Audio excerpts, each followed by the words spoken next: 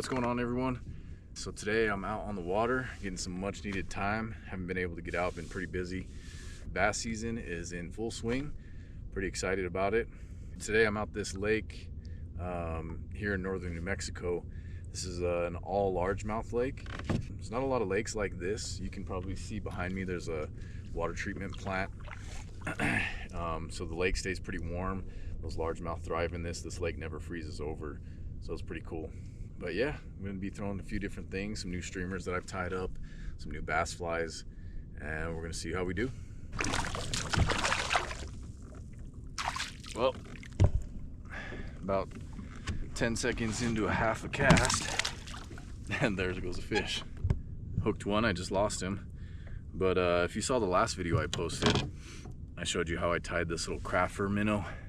So that's what I'm going to be throwing today. Seems like that might be the go-to. Let's see what happens.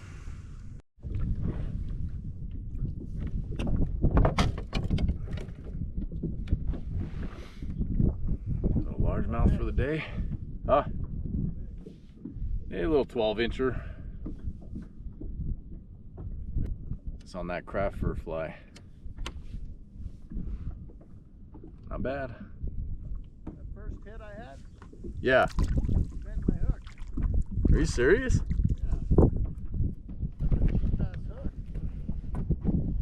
It's either a cheap hook or you had a monster on.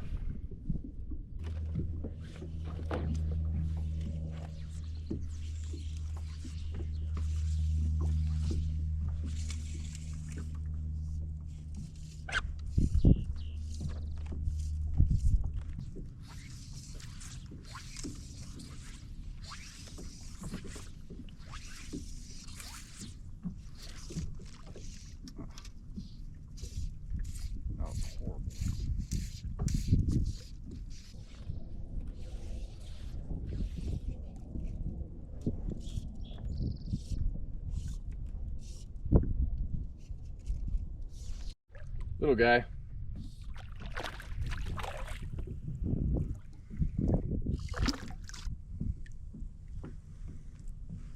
Like on the little minnow pattern. Always do barbless hooks, they come right out. Still fun. I'll show you what I'm using here. So that's on my lightweight setup. I'm on my 4-weight and throw in the little crafter minnow. So this fly already has weight, but what I like to do is, let's see, about 2 feet up from the fly, I'll put a pretty big split shot, so it's getting down pretty fast. I'm just bouncing it off the bottom. Although this lake is pretty shallow, I'm about 20 yards out from the shore right now, and it's probably still only 3 or 4 feet. So it's pretty nice for us who are fly fishing. So I'm fishing this minnow right here, and if you can see from the shore behind me right here, there's kind of a point that comes out, so it actually drops off a little bit where I'm at. I'm trying to fish the deeper water, and I say deeper water here, and this is probably only like 8 feet. I'm anchored down and only let out about 7 or 8 feet of rope. But I'm trying to look for the drop-offs and fish this minnow right off the bottom. And what I'm basically doing is I'm trying to get these long casts toward the shoreline and then work it into the deeper water along the bottom. And that's what seems to be working right now. Hopefully later they pick up and get a little bit more aggressive. I'm aiming towards the point of that island over there, if you can see those rocks.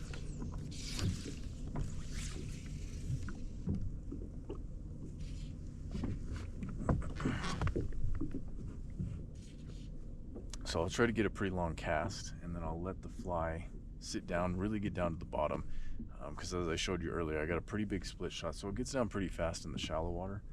And then I'm just dragging it on the bottom, bouncing it off the rocks when I feel it, and usually they'll come and pick it up right after some fast strips and then a pause. They'll usually pick it up right after that. See, now I'm kind of feeling the bottom right now. You can feel it dragging. The bottom of this lake here is pretty sandy, but there are some big rocks and structure that you'll hit. You'll kind of feel it bump. But I just like that fly to just drag right on the bottom.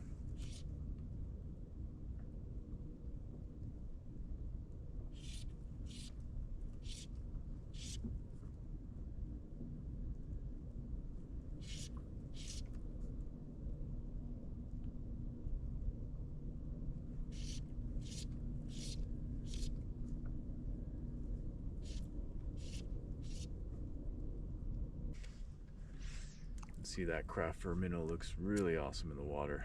Tons of movement, great jigging action.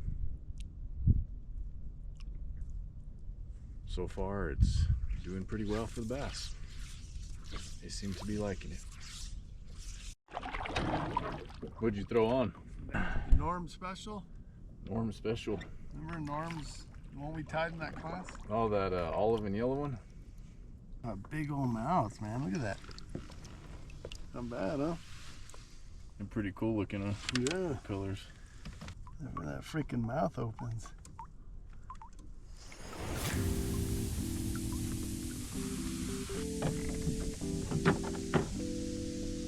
Catfish on the fly. Going with the whiskers. Yeah, it's recording. He's talking to you. What's nice about having my partner with me.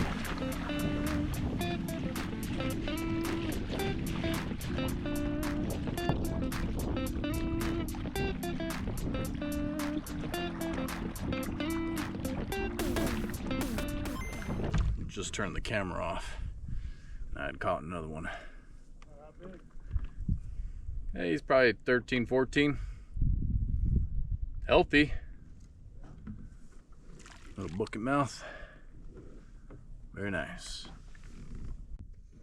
So I'm fishing on floating line, and usually I bring a rod that has a full intermediate line, but both of my rods that I have on me right now are two floating lines. Since this lake is pretty shallow, I felt like I didn't really need the sinking line.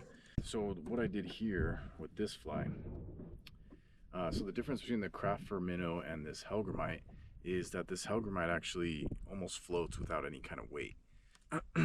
I tied it very light materials to create this bug. But what I do is add the double split shots to make it extra heavy. Those are the biggest split shots I had. So what this does is the split shots will go down, and then the Hellgrammite almost floats off the bottom. It'll sink down a little bit, but I'm twitching it up so that it keeps up off the rocks and stays up off the bottom. I guess kind of like a drop shot rig, if you will.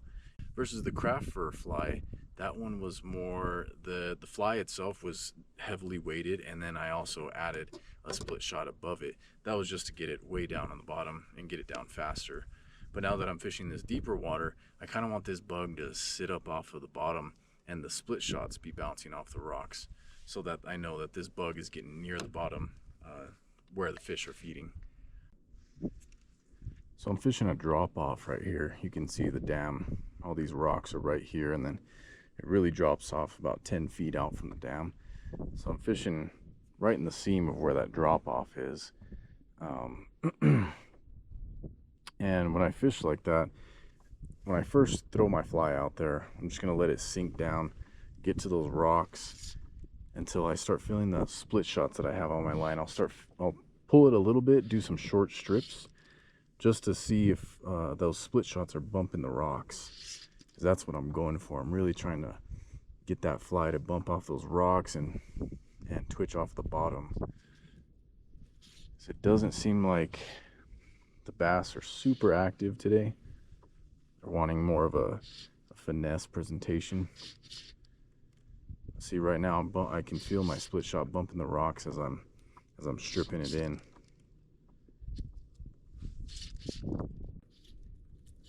Looks like it might be shallower here than I thought. So what I like to do is I like to work from the bank out and just kind of find where the fish are at, where the deepest point is that I should be fishing. So there I kind of cast it about 15 feet out from the bank. So now I'm going to work out a little bit further into the lake.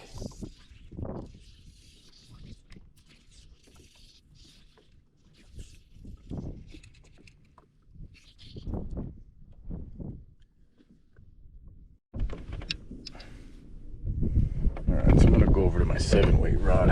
I'm going to try something a little bigger.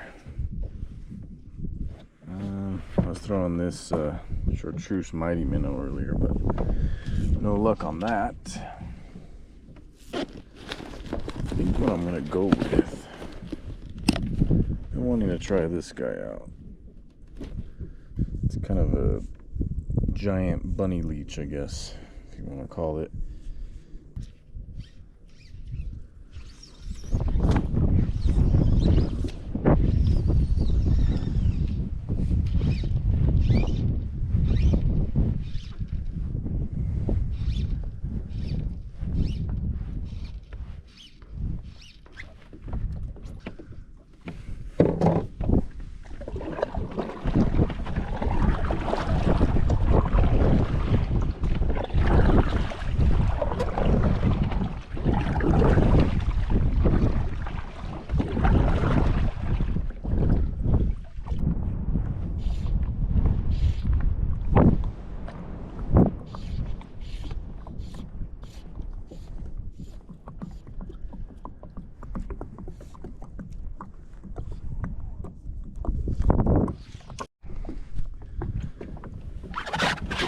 Back to the minnow.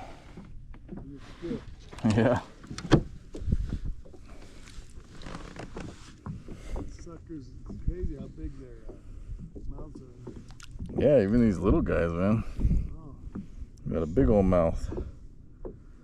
They're cool looking fish though.